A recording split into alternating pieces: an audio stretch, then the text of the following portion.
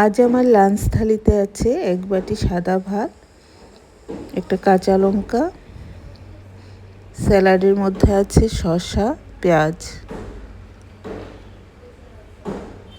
পুর ভরা চাল কুমড়োর ভাজি, করলা ভাজি, কাঁকরোল ভাজি আর এক বাটি নিরামিষ তরকারি। এটা কাঁচা কাঁঠাল দিয়ে পনির দিয়ে করেছি, মুগ ডাল চাল কুমড়ো দিয়ে করেছি, এক বাটি নিয়ে নিলাম। আর কাতলা মাছ ডাঁটা আলু দিয়ে ঝোল করেছি, এটা নিয়ে নিলাম। চিকেন কষা নিয়ে নিলাম এক বাটি।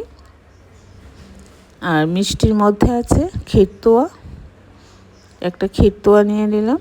আর এক বাটি আমের মিষ্টি চাটনি নিয়ে নিলাম। এই হলো আজ আমার দুপুরের খাবার, আমার লাঞ্চ থালি। তো কীরকম হলো অবশ্যই কমেন্ট করে বলবেন। এটা দিয়ে আজকে আমার লাঞ্চ